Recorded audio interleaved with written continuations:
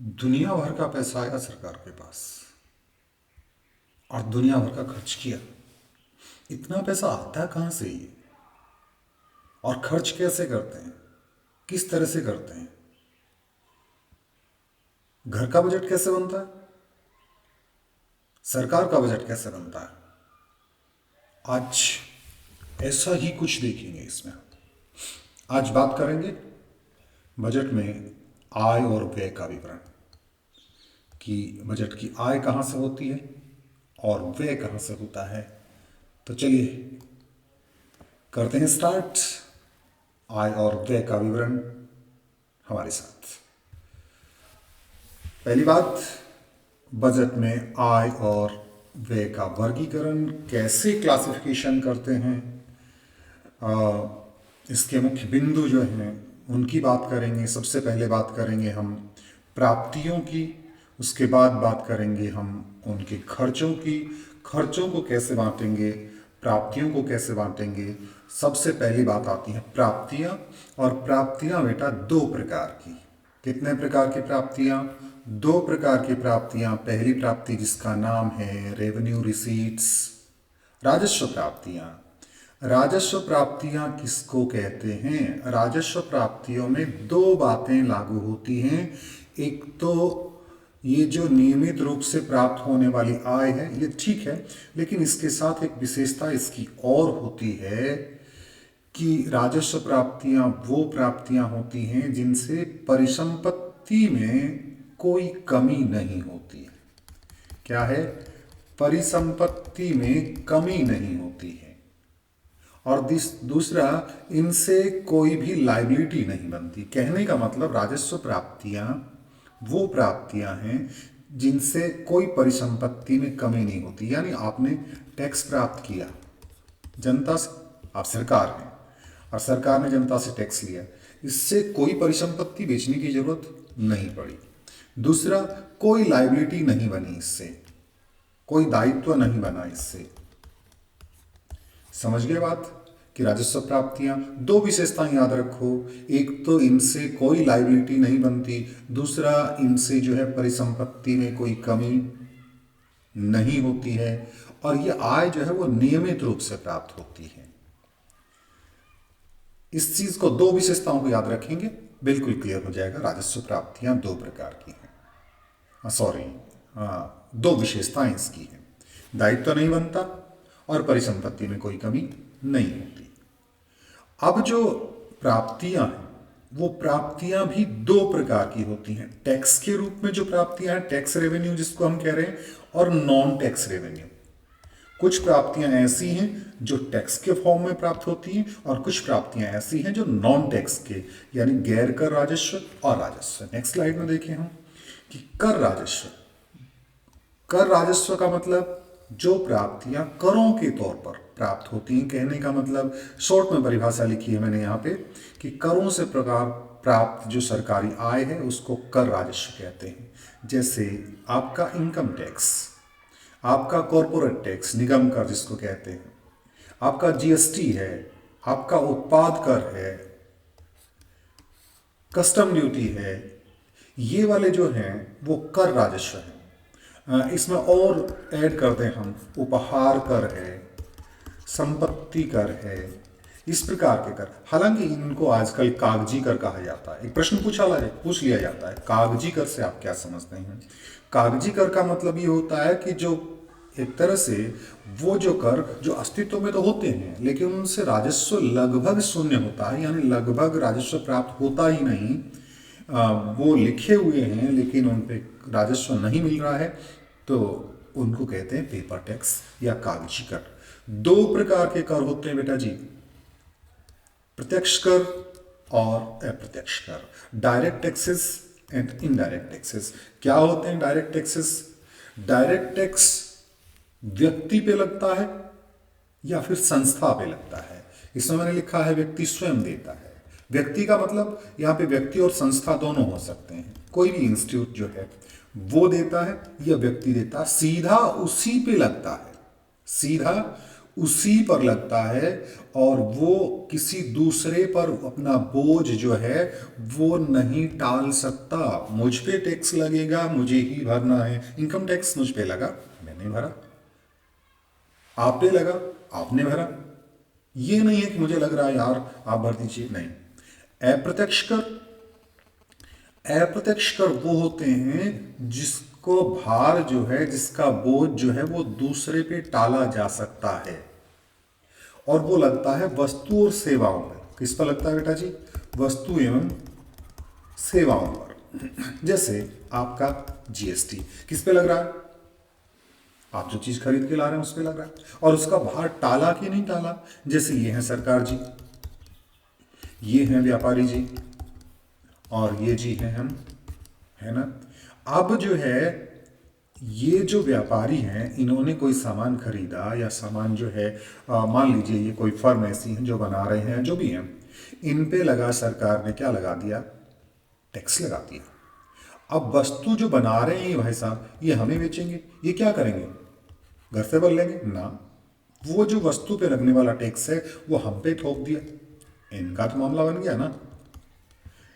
इन्होंने इन पे लगाया और इन्होंने इन पे लगाया। सीधी सी बात है कि वस्तु और सेवाओं पे लगने वाले इस तरह के जो टैक्स है, इनडायरेक्ट टैक्सेस, वो दूसरे पर बोझ टाला जा सकता है, खुद पे रखने की जरूरत नहीं। दो प्रकार के कर होते हैं जो आपके जो कर भर रहे हैं, उनकी नेचर के आधार पे उनको प्रोग्रेसिव और रिग्रेसिव कर। प्रोग्रेसिव कर प्रगतिशील, और प्रतिगामी कर, सॉरी, प्रगतिशील मतलब आपके प्रोग्रेसिव, और प्रतिगामी मतलब आपके रिग्रेसिव कर। प्रोग्रेसिव कर या प्रगतिशील कर जो आय बढ़ने पर जिनकी कर की दर जो है वो बढ़ती है, जैसे इनकम टैक्स है। आपको बता दिया इतने लाख तक इतना परसेंट, इतने लाख तक इतना परसेंट, इतने लाख तक इतना परसेंट। जैसे जैसे इनकम बढ़ रही है वैसे वैसे टैक्स बढ़ रहे हैं। जैसे जैसे इनकम बढ़ रही है वैसे वैसे टैक्स बढ़ रहे हैं। इनको कहते हैं प्रोग्रेसिव कर कहते हैं। और सामान्यतः कल्याणकारी कर होते हैं। ये क्यों होते हैं कल्याणकारी कर? कि गरीब पर कम लगेगा और अमीर पर ज़्यादा लगेगा। आम आदमी पर जो कम कमाता है उस पर कम टैक्स, ज़्यादा कमाता है वो ज़्यादा टैक्स। ये कोई विशेष टैक्स नहीं होता। ये वेट वगैरह जो है वो यूज़ कर लेते हैं। पेट्रोल टैक्स मैंने भूल से ऐसे दिया होगा। कि प्रतिगामी कर, रिग्रेसिव कर, आय बढ़ने पर दर समान रहती है या कम भी हो जाती है। आय बढ़ने पर दर समान रहती है या कम भी हो जाती है। इस प्रकार के टैक्स जो है वो प्रतिगामी कर हैं। एक आध एग्जाम्पल इसने जीएसटी वगैरह का दिया है। तो हमने बात करी अभी तक आपके जो रेवेन्यू हैं उनमें कर राजस्व की बात अभी तक हम कर चुके हैं। दूसरी बात आती है गैर कर राजस्व की। गैर कर राजस्व का मतलब वो प्राप्तियां जिन पर करों से अलग हो, जो करों से अलग वाली, करों से अतिरिक्त प्राप्तियां जो है वो कौन कौन से होंगी? जैसे ब्याज है। किसी देश ने किसी को उधार दे रखा है, ऋण दे रखा है, और उसका जो ब्याज है ना, वो ब्याज आपके गैर कर राजस्व का हिस्सा है। अभी तक हम राजस्व प्राप्तियां देख रहे हैं बेटा जी, पूंजीगत प्राप्तियों पे नहीं आए हैं। आप सोच रहे होंगे कि ये जो ब्याज है ये राजस्व प्राप्ति है, और ऋण जो है वो किस में आते हैं? वो पूंजीगत में आते हैं। सीधी सी बात है कि ब्याज जो है वो हमारी आय होती है, उससे लाइबिलिटीज में फर्क नहीं पड़ता, परिसंपत्ति में फर्क नहीं पड़ता। इसलिए ब्याज जो है वो राजस्व प्राप्ति का हिस्सा है। और ऋण अगर हम प्राप्त कर रहे हैं, लोन अगर हम ले रहे हैं, तो वो लोन जो है वो पूंजीगत प्राप्ति का हिस्सा है। लोन पूंजीगत प्राप्ति का हिस्सा है।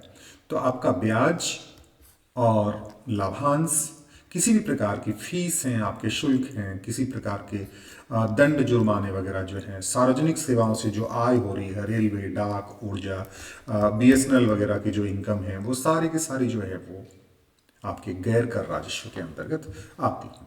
अब बात करते हैं बेटा जी कैपिटल रिसीट्स की। कैपिटल रिसीट्स में भी ये बातें आती हैं। जैसे मैंने दो बातें बताई थी कि ऐसी प्राप्तियां, एक तो जिनसे दायित्व बनता है, कि लाइबिलिटी बनती है। क्या बनती है बेटा जी? लाइबिलिटी बनती है, या फिर उनको प्राप्त करने पे संपत्ति आपकी घटती है। कहने का मतलब, मान लीजिए किसी एक पब्लिक सेक्टर के हिस्सेदारी जो है वो सरकार ने बेच दी। पब्लिक सेक्टर की हिस्सेदारी सरकार ने बेच दी और बेचने से सरकार को क्या प्राप्त हुई? आय प्राप्त हुई। प्राप्तियां हैं ना बेटा ये। लेकिन इन प्राप्तियों को प्राप्त करने के लिए क्या करना पड़ा हमको? वो पब्लिक सेक्टर, वो जो फर्म है उसका कुछ हिस्सा हमको बेचना पड़ा। मैं सीधी भाषा में एक बात करूं कि बेचना पड़ा एक, इसका मतलब हमारी परिसंपत्ति हो गई कम। दूसरी बात, जिनसे लोन ले लिया, अब लोन लिया तो सीधी सी बात है कि लायबिलिटी बनी, देयताएं या दायित्व बना कि भाई वो लोन हमको चुकाने हैं और लोन चुकाने हैं तो इसका मतलब दायित्व बना। तो ये पूंजीगत प्राप्तियां हैं। पूंजीगत प्राप्तियों का जैसे ये ऋण का है, ऋण की वसूली जो है ये है, ऋण की वसूली आपने कर ली, ऋण की वसूली आपने कर ली, रिकवरी ऑफ लोन्स, तो इससे क्या हो गया आपकी आय प्राप्त हुई। वो आय जो है वो पूंजीगत प्राप्तियों में। विनिवेश, डिसइन्वेस्टमेंट, डिसइन्वेस्टमेंट का मतलब एक तरह से ये कह सकते हैं कि हम ये ऑपोजिट है इन्वेस्टमेंट का।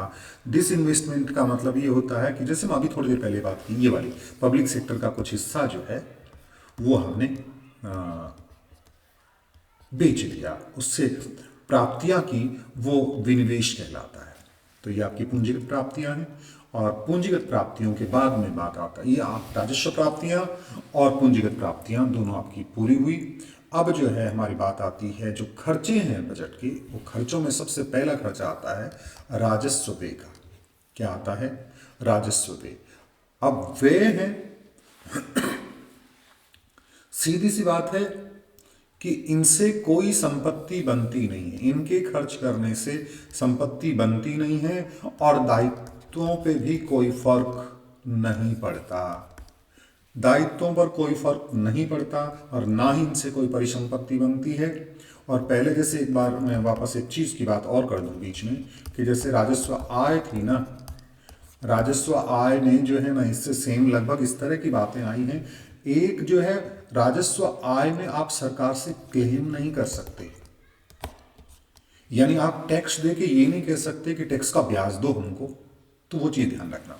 तो ये वाली जो है राजस्व व्यय, जिसमें कोई भी संपत्ति आपकी नहीं बनती और कोई भी दायित्वों में फर्क नहीं पड़ता, जैसे आपका वेतन है, आपकी पेंशन है, ब्याज का भुगतान है, वो देखिए वो जो आ रहा था हमारा ब्याज आ रहा था वो हमारी राजस्व आय का हिस्सा था और हम ब्याज भर रहे हैं, वो ब्याज का भुगतान जो है वो राजस्व व्यय है।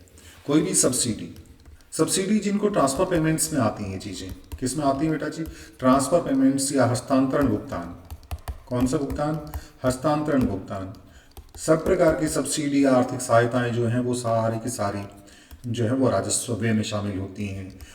मान लीजिए आपको वृद्धावस्था पेंशन वगैरह देनी है, ये चीज़ें ये राजस्व व्यय में आती हैं। रक्षा सेवाओं का रखरखाव की बात जो है वो भी आपके राजस्व व्यय का हिस्सा है। अब बात आती है कैपिटल एक्सपेंडिचर की, जिसमें स्थायी संपत्ति का निर्माण होता है, जिससे स्थायी संपत्ति का निर्माण होता है, पहली बात। दूसरी बात, इनमें लायबिलिटी बनती है। क्या बनती है बेटा? लायबिलिटी बनती है। लोन दिया, लायबिलिटी बनी। तो पूंजीगत व्यय में भी दो बातें, जिनसे स्थायी संपत्ति का निर्माण होता है और जिनसे देयताएं या दायित्व या लायबिलिटी बनती है, that is called a capital expenditure. उदाहरण, सड़क बनाई आपने, सड़क बनाई खर्चा हुआ, लेकिन सड़क तो बन गई ना आपकी। बांध बनाया खर्चा हुआ, लेकिन बांध तो बन गया ना, आपके पास वो असेट है, वो आपके पास वो परिसंपत्ति है। पुल बनाया, भवन बनाया, पूंजी में निवेश किया, ऋण दिया, निवेश किया, ये सारी की सारी चीजें जो हैं वो कैपिटल व्यय में आती हैं। अब जो है इन व्यय को दो तरीके से बांटा जाता है, एक तो प्लान एक्सपेंडिचर और एक नॉन प्लान। इसमें एक बात आप ध्यान रख लीजिएगा, सरकार ने 2016-17 के बाद में ये चीज़ें खत्म कर दी कि अब इनको योजनागत व्यय और गैर योजनागत व्यय में बांटना बंद कर दिया है। याद रखिए, 16-17 के बाद, 16-17 के बजट के बाद योजनागत व्यय और गैर योजनागत व्यय में बांटना बंद कर दिया है, लेकिन हमारे सिलेबस का हिस्सा है, इसलिए हम पढ़ेंगे क्या होता है योजना व्यय। एक तरह से ये कह सकते हैं, योजना व्यय का मतलब जिनकी पहले से योजना बना ली जाती है। पहले बेटा 5 ईयर प्लान बनते थे, पंचवर्षीय योजनाएं बनती थी। पंचवर्षीय योजनाओं में विकासात्मक व्यय का पहले खाका तैयार होता था, एक ढांचा तैयार होता था कि भाई ये करेंगे, हम पहले से प्लान कर लिया। तो वो जितने भी व्यय हैं उनको योजना व्यय कहा गया, यानी विकास योजनाओं से संबंधित व्यय जितने भी हैं, राजस्व योजना व्यय, मान लो पहले से प्लान कर लिया, शिक्षा पे, स्वास्थ्य पे, रोजगार पे, पूंजीगत योजना में सड़क, बांध, ऊर्जा परियोजनाएं जितने भी हैं, प्रधानमंत्री ग्राम सड़क योजना, हरित क्रांति से संबंधित, ये सारे के सारे 5 ईयर प्लान में लिखा हुआ था। तो ये सारे के सारे जो है वो आपकी योजना व्यय है। गैर योजना व्यय, non plan expenditure. Non plan expenditure पहले से प्लान नहीं होते, लेकिन खर्चे करने, आपको सामान्य प्रशासन चलाना है, एसडीएम साहब हैं आपके, कलेक्टर साहब हैं आपके, हम लोग हैं, उनको सैलरी देनी, तो उसके पहले से प्लान बनाएंगे, किरण कुमार को सैलरी देंगे भाई, है ना, अगले 5 साल में इतना देना, नहीं नहीं, ये सामान्य खर्चे हैं, ऑफिस चलाने के खर्चे हैं, रक्षा से संबंधित है, आपका ब्याज का भुगतान करना है, ये जो है वो वेतन, पेंशन, ब्याज, ऋण भुगतान, रक्षा उपकरण, इस प्रकार की बात है। योजना बनाम गैर योजना योजना वे जो है विकास कार्य नीति आयोग के अंतर्गत। नीति आयोग की तो बात ही क्यों करें हम यहाँ पे, क्योंकि नीति आयोग जब आया था तब तो हमने इसको प्लान और नॉन प्लान के रूप में बांटना बंद कर ही दिया था। केवल जो है वो वहाँ पे जब योजना आयोग आपका हुआ करता था, प्लानिंग कमीशन जब हुआ करता था, तब की बात थी जो उसको प्लान एंड नॉन प्लान में बांटते थे। लेकिन नीति आयोग जब बना तो हमने इसने प्लान और नॉन प्लान में बांटना कर दिया बंद। नीति आयोग की बात आई तो बेटा जी एक बात बता दूं, नीति आयोग के अध्यक्ष कौन होते हैं? Prime minister. पहले योजना आयोग के अध्यक्ष कौन हुआ करता थे? वो भी प्राइम मिनिस्टर हुआ करते थे। तो ये चीज़ें हमारी इसमें आ गई। राजस्व बनाम पूंजी व्यय की बात हम कर चुके हैं। तो इसके साथ ही मेरे हिसाब से आपको क्लियर हुआ होगा। आपके लिए एक प्रश्न छोड़ के जाता हूँ और आप इसमें कमेंट करके बताएं कि नीति आयोग की स्थापना कब हुई और नीति आयोग के अध्यक्ष कौन हैं और नीति आयोग के उपाध्यक्ष कौन हैं, ये आप थोड़ा सा बताएंगे। बाय बाय, मिलते हैं।